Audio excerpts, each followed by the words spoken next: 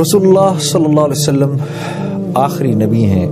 آپ صلی اللہ علیہ وسلم کے دنیا میں آ جانے کے بعد نبوت کا اب سلسلہ ہمیشہ ہمیشہ کے لیے بند ہے. اللہ رب العزت نے آپ صلی اللہ علیہ وسلم کی امت کو چنا اس کام کے لیے کہ اب ساری کی ساری انسانیت تک اللہ کا پیغام پہنچانا اب اس امت کی ذمہ داری ہے. 3 کام ہمارے ذمہ ہیں. نمبر 1، دین کو سیکھنا. اس کو پہلے سیکھنا، کیونکہ دین سیکھے بغیر زندگی میں نہیں آتا. اللہ نے دین کے سیکھنے کے لیے قربانی کو شرط رکھا ہے. سیکریفائز اس کو ہم کہتے ہیں نا. اور سیکریفائز دونوں طرح کی ہوتی ہے، جان کی بھی ہوتی ہے، مال کی بھی ہوتی ہے. جب میں جان کی سیکریفائز کہتا ہوں تو اس سے میری مراد ہے وقت دینا. ٹھیک ہے، تو ہماری زندگی کے گزرتے ہوئے لمحات میں جو ہمارا وقت ہے وہ دین سیکھنے کے لیے ضروری ہے، شرط ہے. اس کے بغیر دین زندگی میں نہیں آتا. مسلمان تو کہلائیں گے لیکن اللہ کے نبی اور اللہ کی منشا کیا ہے اس کا ہمیں پتہ نہیں ہوگا، تو زندگی پوری کی پوری اس کے بغیر گزر جائے گی. تو ایک ہے دین سیکھنا، دوسرا ہے پھر سیکھ کے اس کو پریکٹس کرنا. کیونکہ بہرحال پتہ تو ہے نماز کیسے پڑھی جاتی ہے، لیکن ایک بہت بڑا مجمع ہے جو ایمان کی کمزوری کی وجہ سے نماز پڑھ نہیں سکتا. پڑھنا چاہتا ہے، پڑھ نہیں سکتا، نماز پڑھنی آتی ہے. تو سیکھ تو لیا ہے، اب اس کو پریکٹس نہیں کر رہے، تو پھر اس کو پریکٹس کرنا ہے. پریکٹس کیسے کیا جاتا ہے؟ پریکٹس کیا جاتا ہے دینی ماحول میں جا کر. آپ جس ماحول میں جائیں گے ماحول اپنا تاثر رکھتا ہے. اللہ نے انسان کو ماحول کا پابند بنایا ہے. جب ہم ماحول میں آتے ہیں تو ماحول میں آ جانے کے بعد ہمارے اوپر ایسے اللہ کا ایک نظام چلتا ہے کہ ہم اس ماحول کا اثر لینا شروع کر دیتے ہیں. آپ مسجد جائیں، مسجد میں بیٹھ کر اللہ کی بات سننا آسان ہے. مسجد سے باہر آ جائیں وہی بات پھر سننا مشکل ہو جاتی ہے. تو مسجد انسانوں کے بننے کی جگہ ہے. یہ وہ جگہ ہے جہاں پر انسان بنتے ہیں. مسجد میں ایک گھنٹے تک آدمی بیٹھ کر اللہ کی بات سن سکتا ہے. مسجد سے باہر نکلنے کے بعد وہی بات 1 گھنٹے تک سننا مشکل ہو جاتا ہے. اسی لیے اللہ کے نبی صلی اللہ علیہ وسلم کا ارشاد ہے، آپ نے فرمایا جس کو مسجد جاتے ہوئے دیکھو اس کے ایمان والے ہونے کی ضمانت دو، چاہے وہ کسی بھی برائی میں مبتلا کیوں نہ ہو، بڑی سے بڑی برائی میں مبتلا کیوں نہ ہو. لیکن کیونکہ یہ مسجد جانے کا عادی ہو گیا ہے، ماحول کا عادی ہو گیا ہے، اب اس کے لیے دین سیکھنا بھی آسان ہوگا، اس کے لیے دین پر چلنا بھی آسان ہوگا. تو یہ ہماری دوسری ذمہ داری ہے، دین سیکھنا، اس کو پریکٹس کرنا. اور تیسری ذمہ داری ہے کہ پھر اس دین کو دنیا کے ایک کونے سے دوسرے کونے تک لے کے جانا.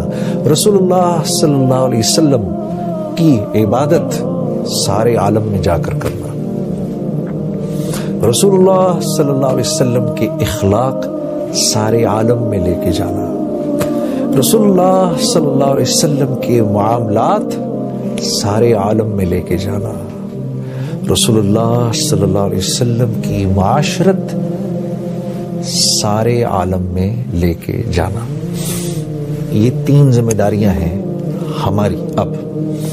اور جو ان ذمہ داریوں پر چلے گا اللہ اس کی دنیا بھی بنائیں گے، آخرت بھی بنائیں گے. یا ایھا الذین آمنوا ان تنصروا اللہ ینصرکم وَيُثَبِّتْ أَقْدَامَكُمْ. اے ایمان والو تم میری مدد کرو، ہم تمہاری مدد کریں گے اور تمہارے قدم جما دیں گے.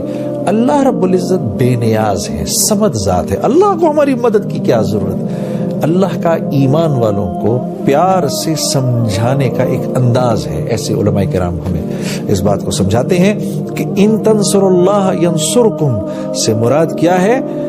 تمہیں جو ذمہ داری دی گئی ہے تم اس ذمہ داری کو پورا کرو، پھر تمہاری دنیا ہم بنائیں گے.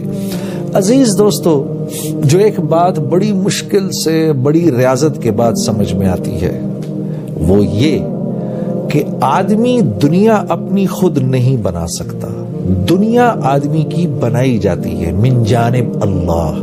دنیا اللہ نے اپنے ذمہ رکھی ہے. اسی لیے ہم اللہ رب العزت سے دعا کرتے ہیں اللہم اسألک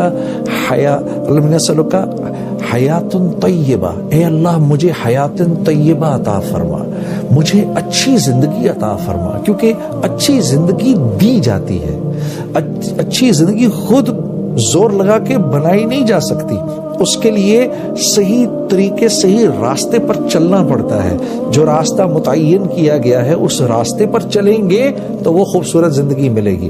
اگر اس راستے پر نہیں چلیں گے اور اپنی عقلیں استعمال کریں گے، مثال کے طور پہ میں نے کراچی سے حیدرآباد جانا ہے، نیشنل ہائی وے ہے، نیشنل ہائی وے پر چلتا رہوں گا تو 2 سے 2.5 گھنٹے میں پہنچ جاؤں گا، اور اگر کراچی شہر سے نکلتے ہی بجائے اس کے کہ میں نیشنل ہائی وے پہ اپنی گاڑی ڈالوں، میں نے گاڑی ڈال دی کچے میں، اور میں کہوں یار میں نے کچے پہ گاڑی چلا کر جانا ہے، تو کچے پر گاڑی چلا کر جانے میں پہنچ تو شاید کبھی نہ کبھی جاؤں حیدرآباد، لیکن گاڑی توڑوں گا، اپنی زندگی تکلیف میں ڈالوں گا، اور کتنی تکلیف میں ڈالوں گا اس کا اندازہ آپ کر سکتے ہیں۔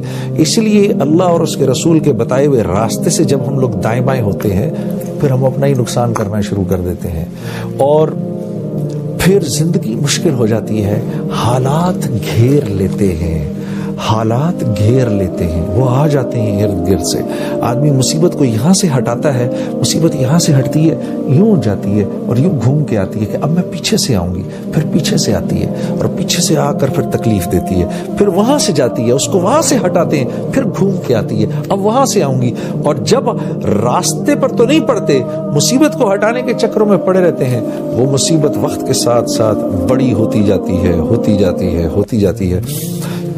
دین دیا ہی اس لیے گیا ہے کہ آدمی دنیا کے اندر ایک خوبصورت زندگی گزار سکے، دین دیا ہی اس لیے گیا ہے کہ مختلف زبانوں، مختلف علاقوں، مختلف سوچوں کے اور آئیڈیالوجی کے لوگوں کے ساتھ، اور مختلف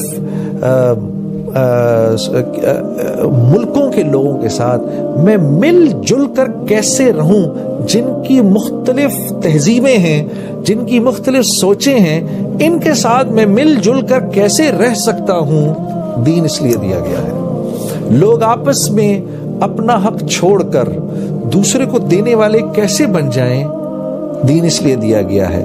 جس معاشرے میں ہر شخص اپنا حق چھوڑنے والا ہو اور دینے والا ہو، اس معاشرے کے اندر قتل و غارت کیسے ہو سکتی ہے؟